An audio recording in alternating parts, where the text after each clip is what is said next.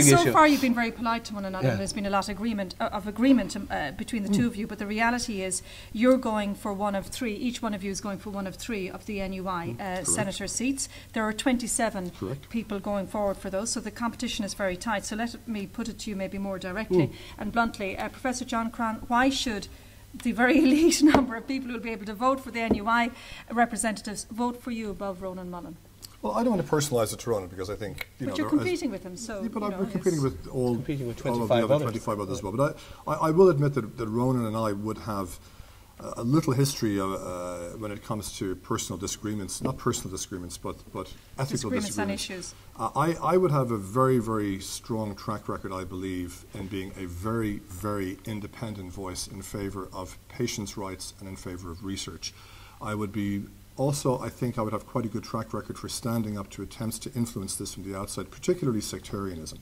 There was a very unfortunate episode which occurred a number of years ago when patients in a number of hospitals in Ireland who were really getting towards the situation where they were getting near end-of-life care and would have had access to some promising new cancer drugs were denied them because an extrajudicial, effectively an illegal extra level of ethical oversight was being placed on these trials, specifically because for the simple reason that cancer drugs can cause abnormalities in fetuses and in unborn children, that there was a specific stipulation that these patients should be practicing some form of reliable contraception. And Ronan and I would have had a slight difference of opinion at that time. I was very opposed to this. In fact, I was the one who made sure that after a year of trying to get this illegal policy undermined, in the end I just gave it to a journalist and I said, this is not a leak, quote me. I said, this needs to be debated. And I spoke very forcibly about it. And in truth, Ronan, I think for very good and very sincere reasons, had a different viewpoint on this, and he was defending the decision of the institutions to limit the access to those drugs to patients who were really at the end of their lives. And I think that's a misunderstanding of my position. My position is that I support people to have access to drugs, but I do believe in the role of ethics committees, and I do believe they're entitled to have. The drugs had passed the. Sorry, John, I'm not going to interrupt you. You will get your chance. I do believe that that people in hospitals within institution are entitled to their ethos, and if it's a case of telling people, do not get pregnant, I think if somebody wants to avoid, for example, abortifacient contraception, I think they're entitled to do that. My support for the protection of the human embryo is very, very well known. I do not have any. You don't want any research. I have no difficulty though, and I would want, and this is where ethics committees have a valuable role. Is the human embryo damaged by condoms? This is John trying to characterise me. I mean, John, if you wanted to play a dirty debate, I could start asking you about the ethics of doing an interview on TV3 to talk about somebody else's illness when he hasn't even had a chance to talk to his family. I mean, we can play this rough if you wish, but I would rather not. I would rather not personalise these issues. What I would say is, I have an ethical view, and that ethical view involves protecting life at all stages, and that is why I'm as interested in end-of-life care, for example, and the need to guarantee people quality end-of-life care at the end of their lives. I've been in hospitals, in nursing homes, visiting loved ones, and you're trying to talk to somebody who is coming to the end of their days while a television is blaring, a television being watched by 3 or 4 people in the next room. No, but the point about it is, you see, and this is why I would challenge John in this, it is wrong to characterise somebody else's ethical position as somehow narrow, when in fact what you're really doing is refusing to engage to see, look, can we work together? And can we try and find ways of dealing with problems that honour the sincere ethical difficulties that some people might have? Well, in the first instance, the clinical trials had passed the ethics committee. They'd passed several levels of ethical oversight. They'd passed all of the Irish legally mandated statutory oversight. So to say that they had not gone through ethical oversight is incorrect. I didn't say that.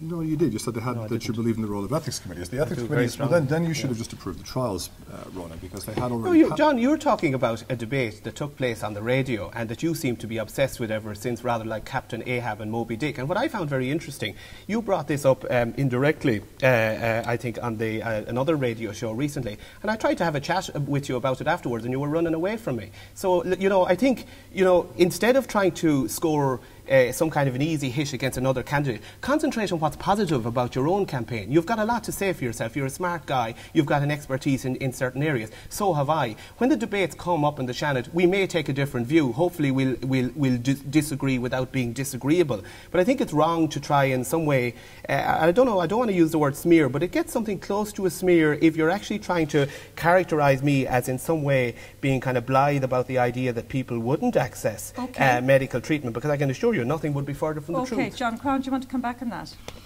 Yes. I mean, Ronan, the reality is very simple. Choice was being denied to patients who were looking into the abyss of death. It is that simple. There were new drugs available which had gone past all stages of ethical approval, which were legally available in our system.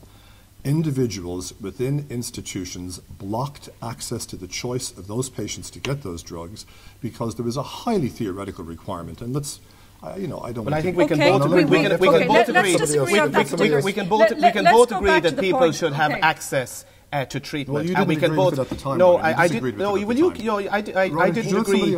I didn't agree with your particular arrogant take at it at the time. But as I said, I totally support people's access, but I also support honouring patients' decisions. John Crown, can we maybe come back to the point that Ronan Mullen put to you about this controversial interview? No, can I come back to that in a moment? I'm not going to dodge the bullet. But we are coming to an end because I have a time. Just stay there now. But John Crown? The issue with respect to the trials is very simple. The patients wish to have a choice to take the drugs. A decision was made by others, by, in truth, people that had no connection to them, illegally to deny them access to the drugs. Ronan, you not only supported it on the radio, but you wrote about it in your newspaper column afterwards. Now, yes, and I'm sure what I wrote was accurate. Okay, we've talked about this. I support people's right to drugs, and I support an ethics committee's right to make sure that people's consciences are respected. No, the ethics committee had already decided, Ronan, I'm sorry. Well, maybe the ethics committee made a mistake with the way they handled the case, but you shouldn't be obsessing about it. That's really what I'm trying to say. You're trying to told as many patients as I have that you have no other treatment left to offer them. Yeah, well, they should have got that treatment. They should have got that treatment, John. Let's both agree on that. Let's move on to the other topic. If you just want to come back on the point he was making about the interview you gave about Brian Lennon. Let me just correct something. I never gave an interview about Brian Lennon. You were asked about pancreatic cancer. TV3 approached me and said that they were going public with the story that a prominent politician had a form of cancer and they wished to know would I be prepared to comment on the cancer. I said, I will not discuss the specifics of any individual. I said, I won't even let you interview me beside government buildings. If you want me to give a professional, as is absolutely standard in every country in the world, when a disease becomes public knowledge, experts are asked to talk about it and its possible implications for other patients who may have the disease. I said, and the other thing is, I insisted not be done unless there has been approval from Minister Lenihan's office. They said, we have a statement from Minister Lenihan's office. They know all about it. So you were very happy that you were doing it under the right circumstances. There was a tremendous amount of very inaccurate coverage which suggested that Minister Lenihan's family did not know that he had cancer. And Minister Lenihan, very brave, and I'd like to publicly thank him for this, clarified this in an interview he gave himself, which he said, no, my family, my loving family, knew about this already. That's what he said. They knew about it already. So you were vilified.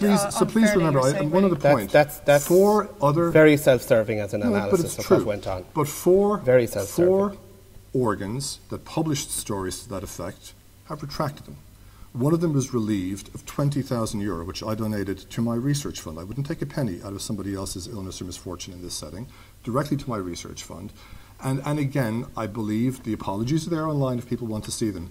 There was, I believe, an unfortunate attempt made by some politically connected people to try and score a few points on this. It is absolutely standard in every country in the world for doctors to comment on illnesses which have entered the public domain. Okay. I think it was a lapse of judgment, and I think the easier word to say there is sorry. And it's all very well. Brian Lenihan played a heroic role in kind of making light of it for a very good reason, but quite frankly, it is the view, I think, of most reasonable people that interview shouldn't have happened, you shouldn't have done it, and TV3 did not behave well in that whole situation. So did the doctor who gave the interview when Ronald Reagan was still asleep, having had colon cancer surgery, should he have apologised. Should the Irish Cancer Society spokesman who gave the interview when it was announced that Jane Goody had cervix cancer, should they have? And this is standard all around the world, Ronan. It is. Yes, celebrity.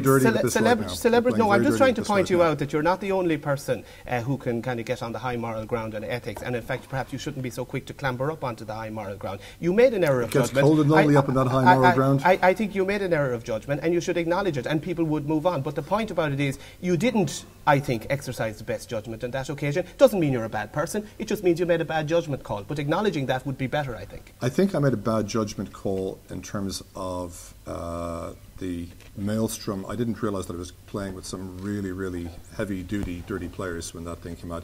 And as I said, Minister Lenihan himself very bluntly stated when he was asked, is it true that your family did not know and they only heard about it in advance of the TV3 interview, he said, that is not the case. My family had been told.